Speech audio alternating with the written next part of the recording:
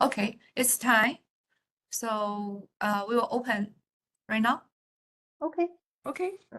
好，欢迎大家回来哦。我们第二场的这个分享，请到的是新加坡大学图书馆数位创新馆员 Ms. Samantha Seah。OK，Samantha 是2016年取得南洋理工大学资讯科学的硕士。那 Samantha 在2017年加入南洋理工大学图书馆。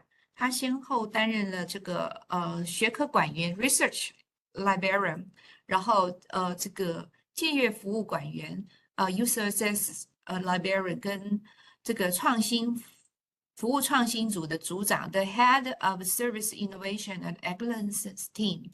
然后2023年开始，他加入新加坡管理大学图书馆，那他主要是服务在探索这个新兴数位技术，然后用以支援学术的教学、学习跟研究活动。那 AI Literacy 呢，是他最新的研究领域。那他透过非常多的会议、工作坊，分享这样的经验。然后同时也包含在新加坡的图书馆学会、泰国的这个朱拉王宫的一个大学的会议，还有最近开设这个 When AI Goes Wrong 的一些工作坊。那 Samantha 希望透过 AI 的主题分享，这个能够协助图书馆员跟使用者在选择 AI 的时候，能够对于所问的问题能够有更全面了解的这个可能性。那 Samantha 她今天分享的主题是 Deconstructing AI Literacy Librarian， 就是为图书馆员解构 AI 这个素养。那 Samantha 将分享她在新加坡管理大学如何思考资讯素养跟 AI 的素养的这个相同跟相异之处，和理解 AI 的这个工具运用机制，然后进一步的再分享 AI 在议题上有提供校园不同的使用者不同的这个使用经验。那就欢迎 Samantha。The mic is yours. Okay. Thank you. 早安，大家好，我是Samantha，你也可以叫我秀清。我是新加坡管理大学，简称新大图书馆的数位创新馆员。我很荣幸受到邀请参加本次研讨会。接下来我会和大家分享一下我们新大图书馆最近的 AI 计划。我也希望通过这次研讨会可以多了解台湾同行们对于 AI 的见解。刚刚我就从科博的演讲中学到了许多。很抱歉，我的华语水平有限，所以接下来我会用英语继续。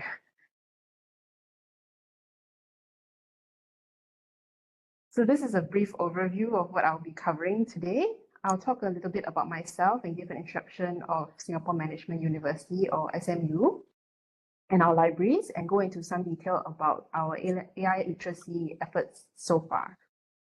I'll talk about my approach towards AI literacy and compare it a little to information literacy as we know it, before going further into the issues surrounding modern AI and how we can contribute to discussions of AI. There's a little bit of overlap between my presentation and what Dr. Kerr previously talked about, but we'll just see how it goes and maybe I'll adapt along the way. I've tried my best to add some Chinese words inside to help in understanding, helped by my colleague Zhen Yan, but I take full responsibility for any errors.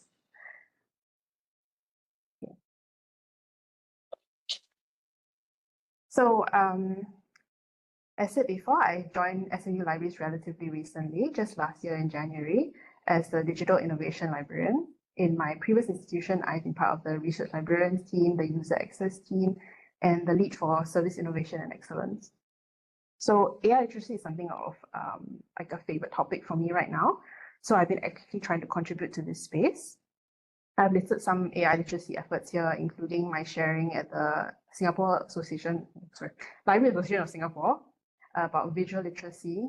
I was also a mentor at our library's first hackathon that we hosted last year.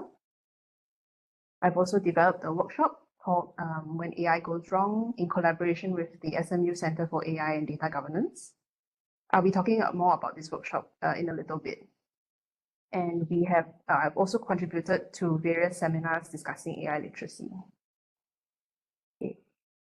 So let's first talk about SMU. We are the third largest university in Singapore with about 10,000 full-time undergraduates, 3,000 full-time and part-time postgraduate students. We're quite a young university, so we have only about 40,000 alumni at this point. We're celebrating our 25th anniversary next year. Yes, we have about 400 full-time faculty and other statistics you can see.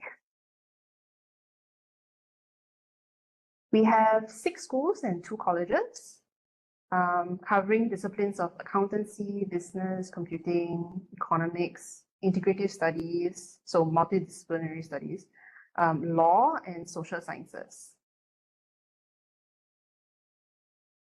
Since 2020, we've been working towards this vision, prioritizing digital transformation, sustainable living, and growth in Asia. To guide the education of students, we follow this framework developed by our Student Success Center.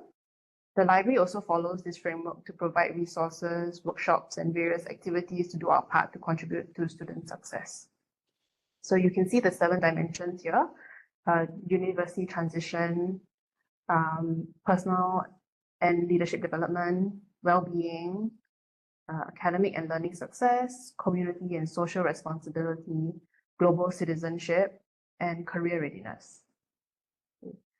So how the library contributes is through various workshops and being embedded in some classes, as well as our bite-sized workshop series, which is available to the entire community, regardless of whether you're a student or staff. We sometimes also invite alumni to come if they're interested. So these will cover a wide breadth of topics, from coding, navigating databases, presentation skills, and AI tools.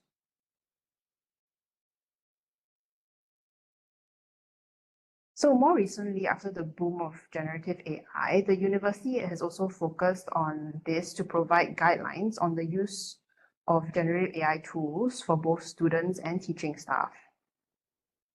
In summary, the university sees that generative AI can be a beneficial tool to education, and we look for ways to use it in classes, to integrate it so that students understand how to use it, where are the pitfalls, and also while preserving academic integrity and teaching students responsible use.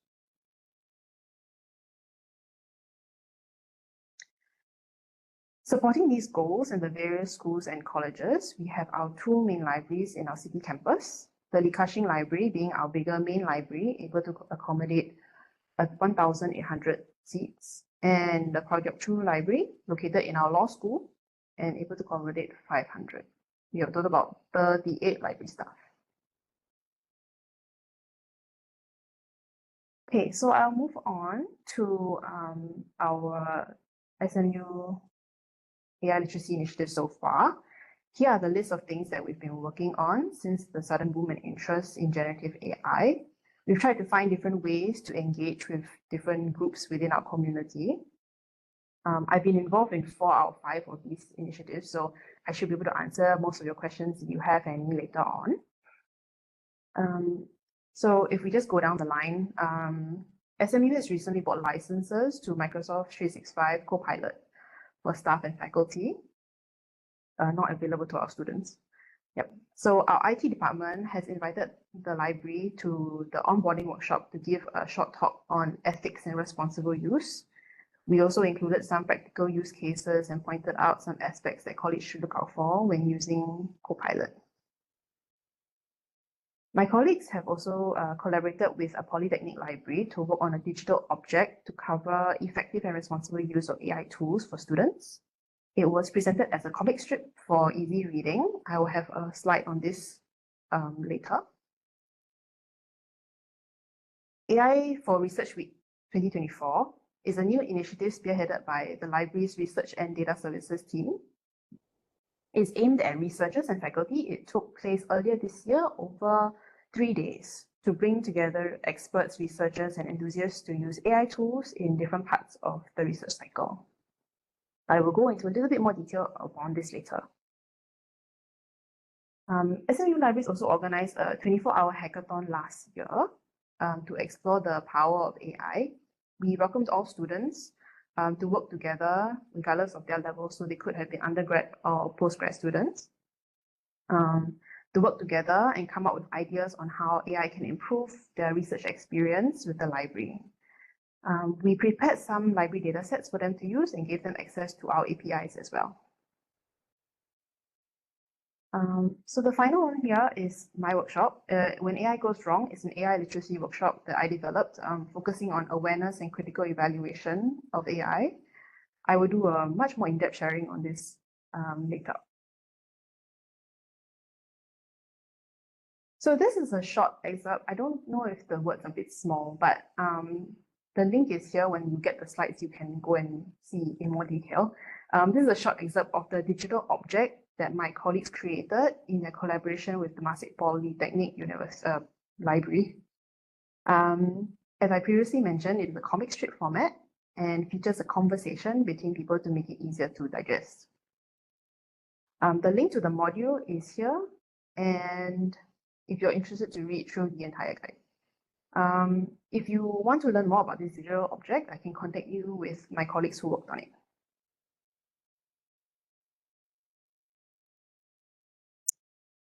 Earlier this year, we had a 3-day AI for Research Week, where we had both online seminars and in-person workshops.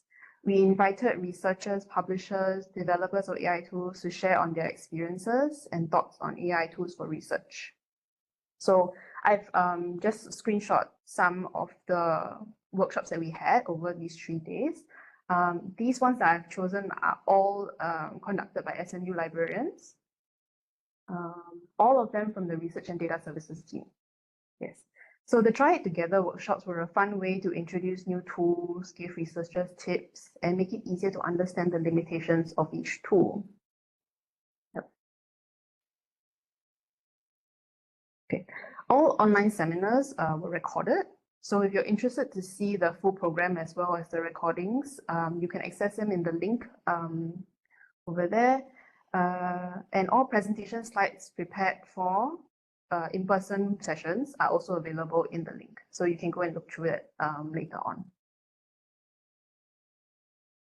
We ended the event with a roundtable discussion on the impact of the increasing use of AI in the research workflow, with invited panelists representing publishing consultants, researchers, and faculty. One of the key takeaways was that they can see plenty of potential for AI tools to enhance the research process, but they do not believe AI would take over the role of the researcher themselves. You can view the full discussion in the link in the previous slide. It's about an hour long, 1.5 hours, my God. Yeah. Okay. So now we've covered the spread of AI literacy initiatives SMU Libraries has done so far. I'd like to do a deeper dive into information literacy and AI literacy, because I believe there's some overlaps between the two. But AI literacy is a new sphere of knowledge and skills that we can look into. I'm not sure if you're familiar with the ACRL information literacy frameworks, but I'll go through it a little bit. This is one of the more popular and established information literacy frameworks for higher education. It's one that we use in SMU. So if you are familiar with it, you might recall that there are 6 frames or 6 concepts broadly to cover all of information literacy. I've highlighted some of them. And these are highlighted because I like you to keep these in mind when we delve deeper and think about how they relate to the information landscape now, in terms of discovery, production, dissemination of information. Okay. So authority is constructed and contextual. Information resources reflect their creator's experience and credibility, and are evaluated based on information need and the context in which the information will be used. Information creation as a process the iterative process of researching, creating, revising, and disseminating information vary, and the resulting product reflects these differences. Okay. Information has value. Legal and socioeconomic interests influence information production and dissemination.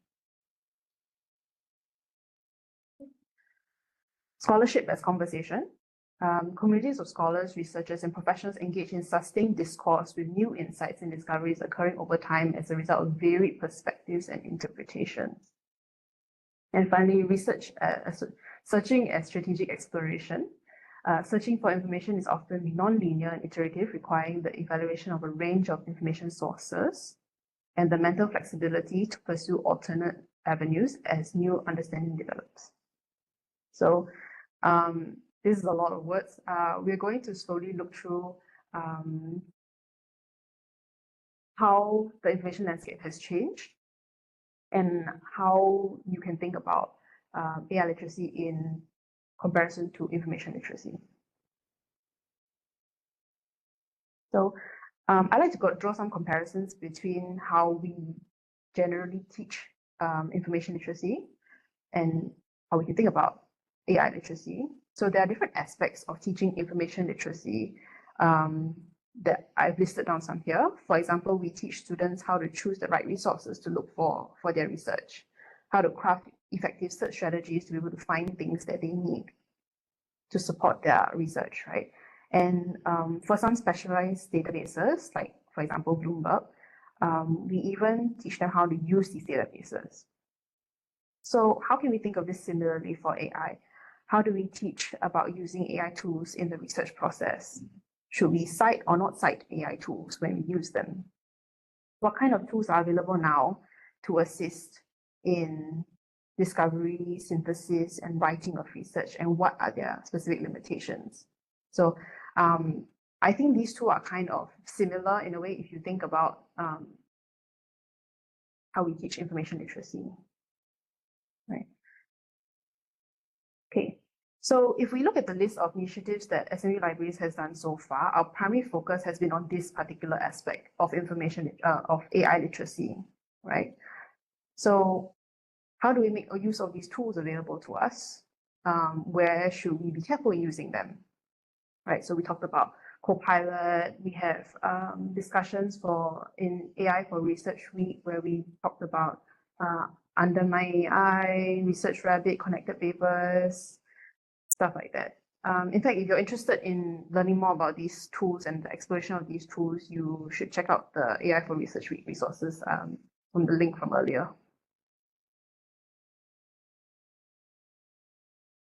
So there's another aspect of information literacy that we also teach, such as understanding the different types of information resources. For example, if you're looking for information about something that happened yesterday, you wouldn't be looking for a journal article, right? We also educate students and researchers about the research cycle, from how to scope their research topic, to plagiarism, to publishing, and what does it mean when an article is peer-reviewed? What are the pros and cons of different peer review processes? Right. All of these questions can be matched similarly with AI. For example, how was a generative AI tool developed? What training data went into the tool? What kind of guardrails are there to protect users? So this is the side of AI literacy that I would like to focus on today. Which is why it overlaps a little bit with Dr. Kerr's presentation earlier. So AI is different from traditional media production. It is therefore worth diving a little deeper to understand the underlying technology. As librarians, I do not know how comfortable you are with learning like coding or programming, this kind of things, right? So I personally do not believe that we need to be able to code or program the AI ourselves to understand how these things work and to be able to teach AI literacy. So in fact, most people, everyday people, when they go out to work, they will end up being end users of AI, which makes it even more important for them and for us to know how to be critical in their evaluation of these tools and be conscious of what we are doing when interacting with AI. Ultimately, as with information literacy, our goal is to equip users with a set of questions that they can ask during and beyond their academic career.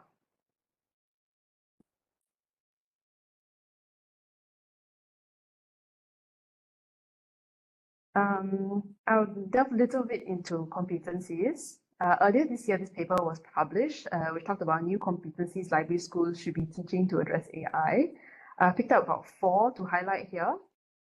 So first, to understand the legal and ethical implications of data handling. What are data privacy laws like in your country? What data protection measures are there? I'm sure those specializing in research data management will already be able to contribute more on this topic of handling research data as well. This is important because we are in the era of big data, and with that comes its own set of complications. Secondly, how to evaluate and adopt new technologies, not just to teach our users how to use them, but seeing opportunities and integrating them with our own library work, as Dr. Kerr mentioned just now. This is useful for library staff to be comfortable with technology and also to evaluate new technology. So knowing how to test the limitations of a tool and what to look for when you test it.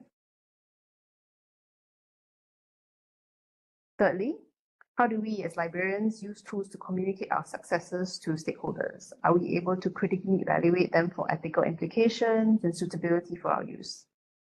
So for example, in SMU Libraries, we recently conducted our library survey, which we conduct once every 2 years. We were able to get lots of useful feedback from our users, and they left us many comments, like open-ended comments, which we would normally have to sort manually. But my colleague was able to use ChatGPT to help categorize the comments after they were anonymized into different topics for further evaluation. So finally, there is an increasing concern about sustainability and trying to minimize environmental impact. This is a major issue in modern AI, and I'll delve into this a little deeper later on.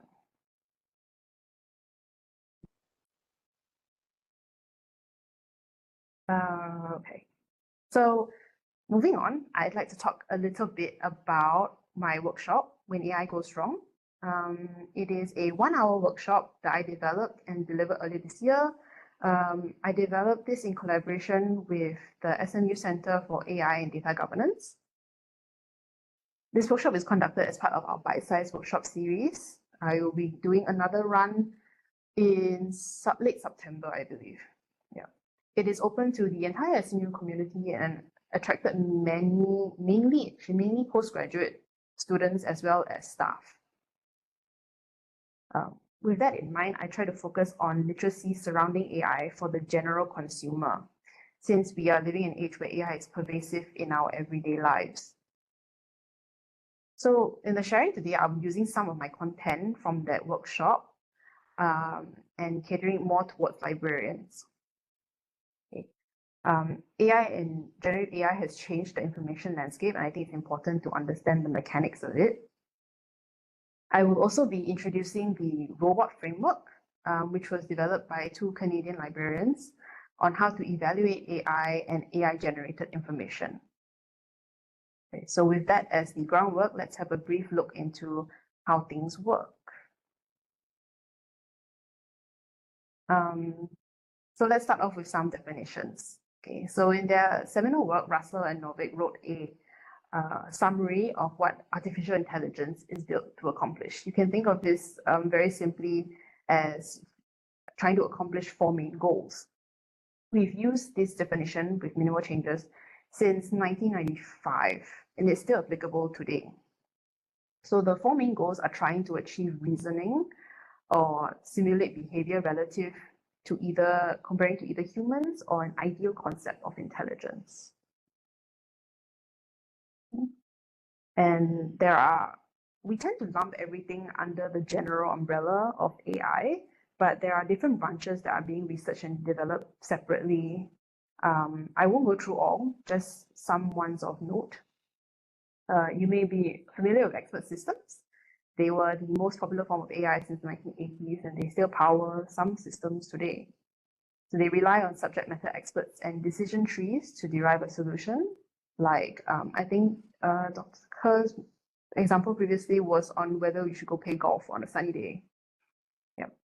So traditional chatbots rely on expert systems to function. Predictive analysis using past data to extrapolate how future events might occur. Natural language processing is responsible for the sudden boom in ChatGPT since 2022. Machine translation is also kind of closely linked with this field, to be able to translate from one language to another while maintaining the underlying meaning rather than word for word. Computer vision is the research area looking into using computers to identify objects or creatures. Right. Okay, so the details, which I will try and skim over, because we covered this just now. So what we think of as modern AI is built on deep learning. So, right, because of the many layers that are doing different calculations to determine a final output.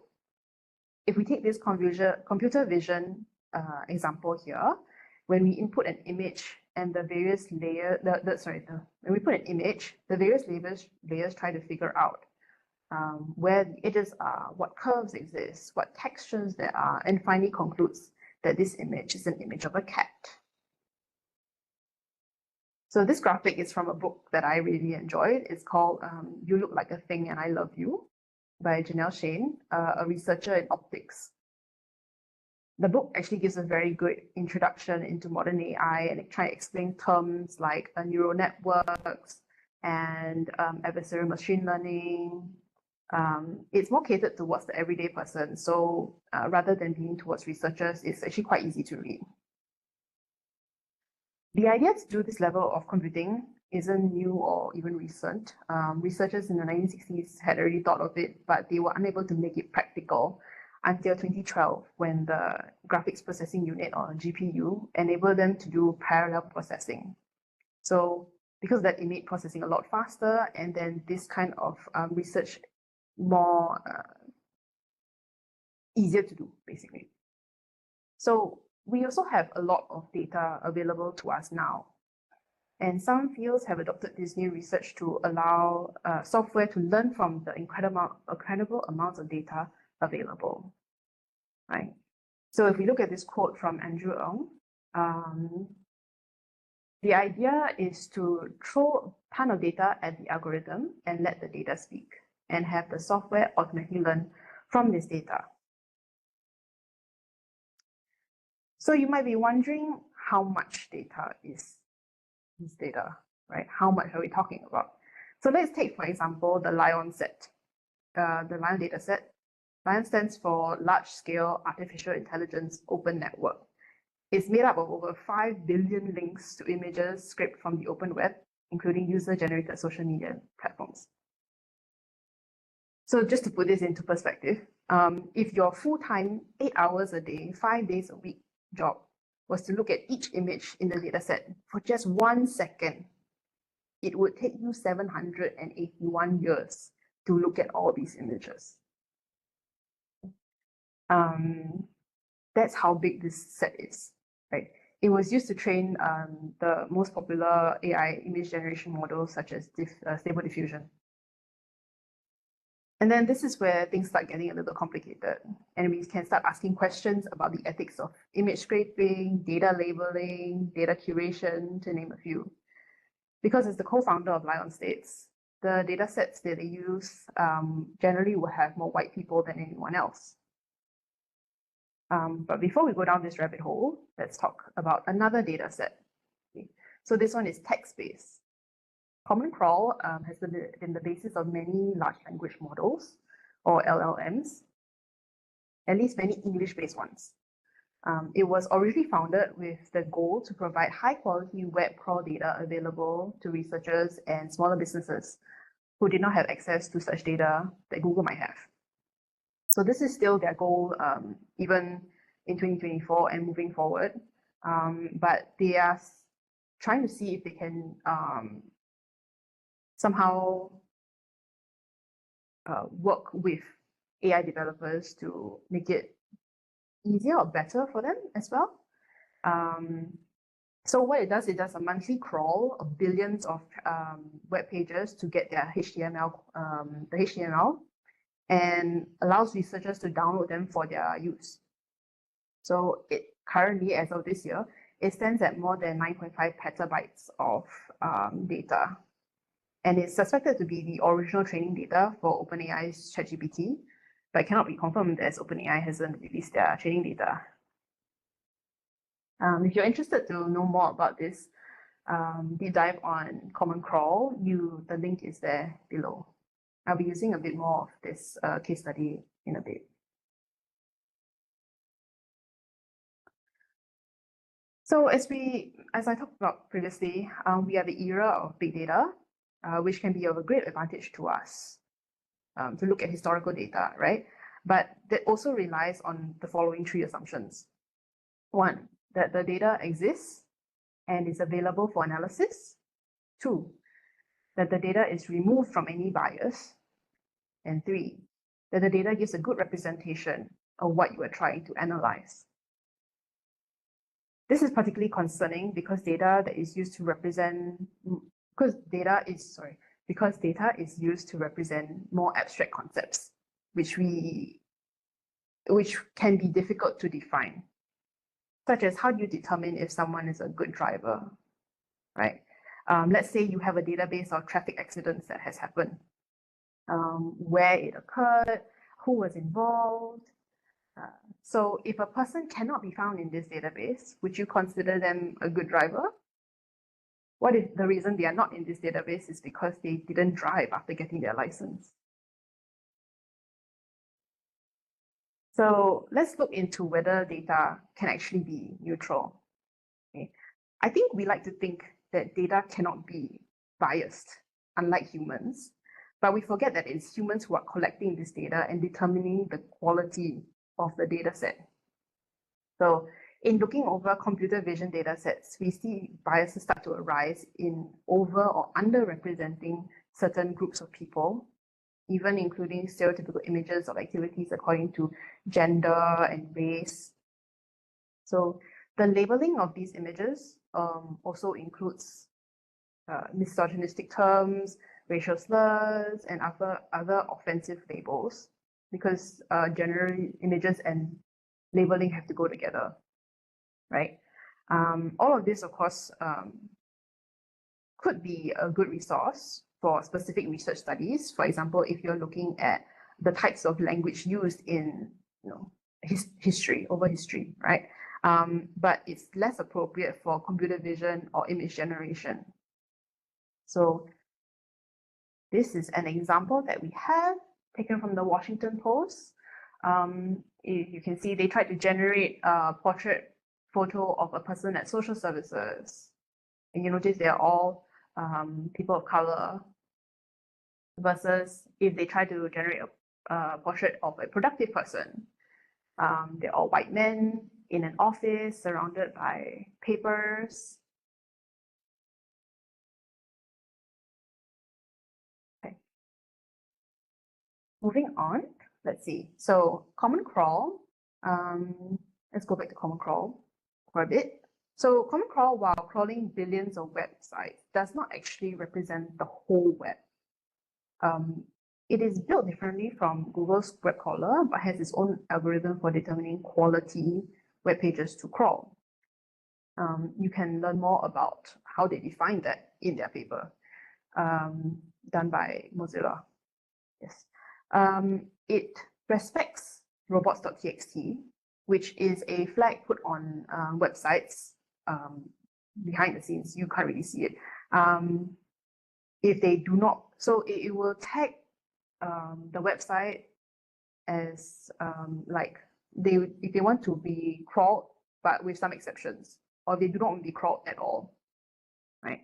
So for example, some like if you think about newspapers like the New York Times, for example, they will only allow their headlines and certain metadata, maybe who wrote this article, if they got it from somewhere else, that kind of thing, to be extracted out and kept somewhere, but not the article itself, right? So because of that, Common Crawl doesn't actually have access to all of that data because it respects the robots.txt that the New York Times would have set up back when robots.txt was developed. Yes. Also, because Common Crawl's infrastructure is based in the US, it also skews their crawls to mainly English content. And yet, it has been used in many LLMs, and the AI tools do not tend to declare where their training data or their original model is from, right? So because of that, people go in with the mindset that this is the whole web. This is representative of the whole web, right? And therefore, it leads to certain assumptions, and then they get puzzled why it's not giving them a correct answer or a comprehensive answer, right?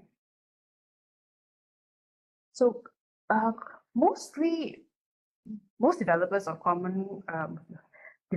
different LLMs will use filters to filter the Common Crawl set, generally in about 4 ways. These each come with their own complications, which AI companies also tend not to declare. So for example, if they use an AI classifier based on upvoting content, like Reddit, they will be only representative of a small population of users. And the popular keyword list to filter AI might end up filtering out non-toxic content from vulnerable groups, such as LGBT communities. Okay. I'd like to briefly talk about some surrounding issues of AI now. I'm sure you have noticed more of these kinds of articles in the news of AI companies being sued for copyright infringement. So we have OpenAI. Recently, the Anthropic came under fire as well. And NVIDIA for scraping the YouTube. Yep. So because the law cannot keep up with the technology, it's leading to some very generous interpretations of what freely available data can be used for. And this is actively harming the creative industry. It also draws concerns about data privacy, which you can use to discuss with your users. I also said I would touch a little bit on sustainability issues. So recent reports have shown that AI is consuming too much power, not just the tool itself, but the data centers as well. So much so that Google's emissions have climbed almost 50% in the last 5 years. And big tech companies are now trying to redefine what net zero means and how it's calculated in order to meet their UN sustainability goals by 2030. Okay.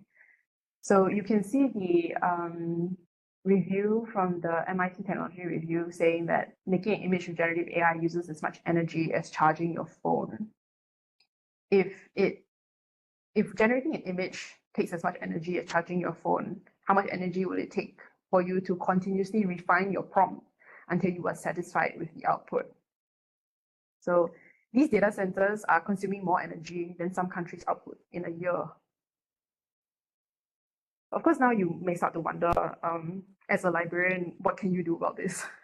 I certainly don't think I personally will be able to solve this energy crisis, but we can always bring awareness and educate our users and maybe even invite industry experts to discuss these topics, host at hackathons or think tanks, and yeah, because we have the means to bring light to these issues.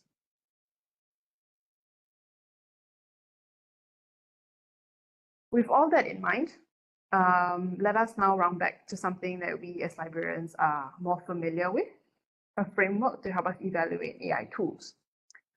So there is an overlap between information literacy and AI literacy that I talked about before. You can see it here actually in the questions that we can ask in this framework that we use. So this framework was developed by 2 Canadian librarians and published in ACRL's 2022 publication, The Rise of AI. The acronym is very aptly ROBOT, R-O-B-O-T. So this stands for reliability, How reliable is the information about the AI technology? If it is produced by the party responsible, how much information are they making available to you?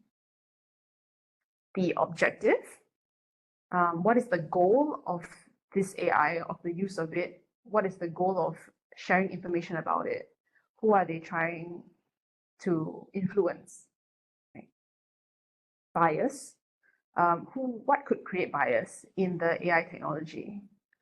Are these biases and issues acknowledged? Ownership, who is the owner or developer of the AI technology?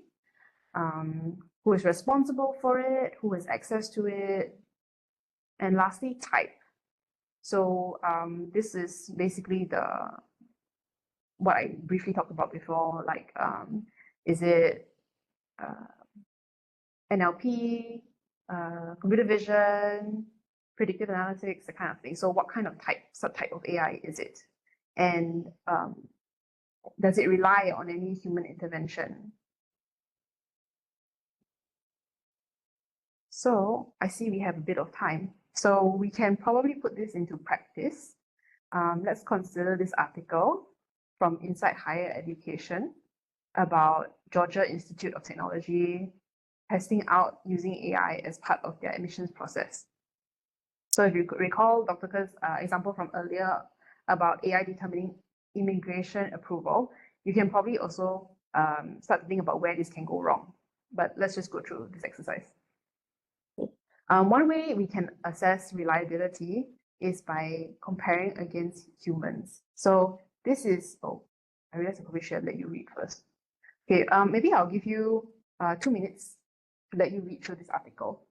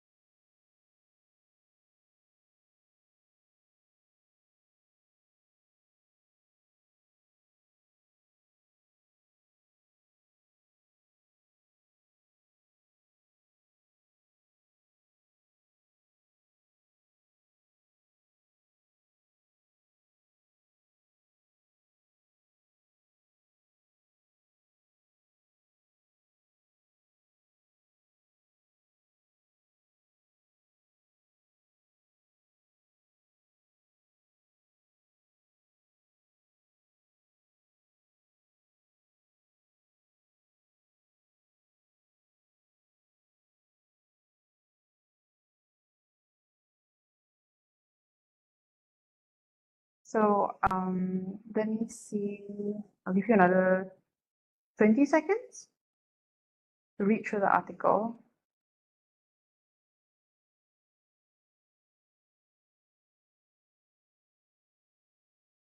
Yes, you got the 20 minutes? 20 seconds. Okay, so let's carry on then. Okay, so from here, how would you talk about, where would you say is the reliability part of the where we can talk about reliability of this AI tool?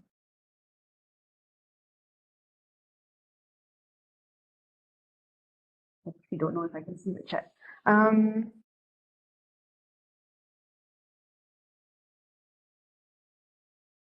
Okay. Would you repeat your question again? Okay, sure.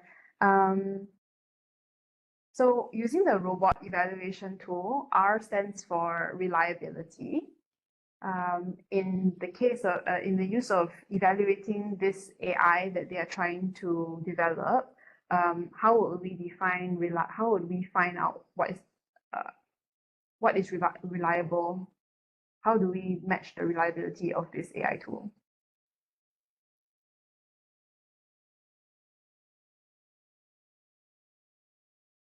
%. Yes, thank you.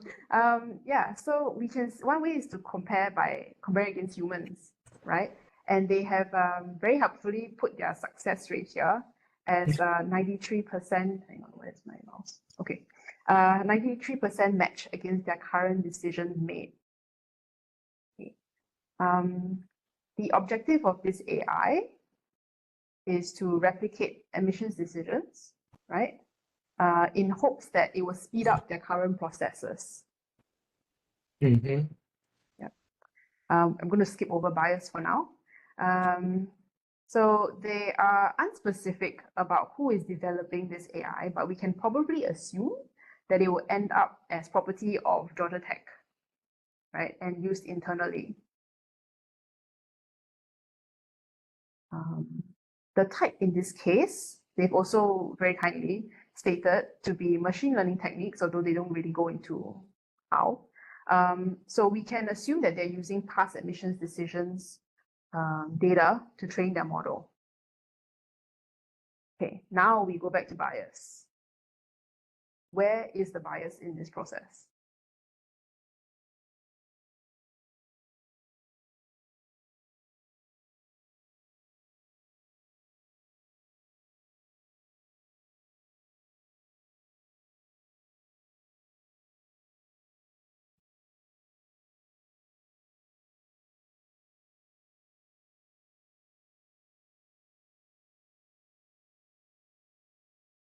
Does anyone want to try?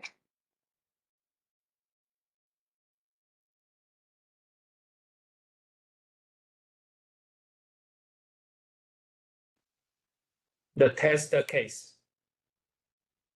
Yeah, so basically, if you are basing the model on past decisions made by the panel, then you can be perpetuating any existing biases made by this panel or previous panels and embedding it into the system. So also in like the test cases that you use, will it be representative of everyone who applies, right? So this is how we can use this framework in practice. Of course, I do not expect that, not all reporting about AI is going to be this transparent. In fact, a lot of it is not transparent. So we can think about tech in this way, right? So we follow this, which leads me to this quote by a software engineer at Microsoft. Tech is not neutral. It can't be. It's always the sum total of human decisions, priorities, and trade-offs deployed to meet certain ends and desires, and particularly capitalistic interests. So AI is far from being the exception to this rule.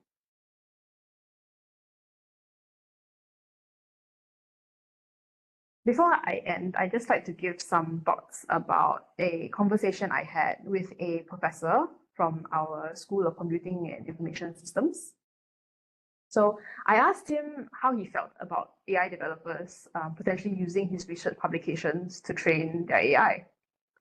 And he kind of understands that it's a little bit different for him from his own perspective. He said it's different from him compared to like creatives, like artists, and general creators out there whose work are being scraped and then made to compete in the same market as generative AI, because he gets a regular income from the university and he may or may not be the sole owner of this copyright.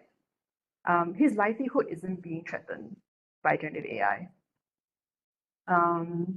which is an interesting point that he made, which is kind of also in conflict with maybe what other people might think about, right? So other academics might not be so unconcerned.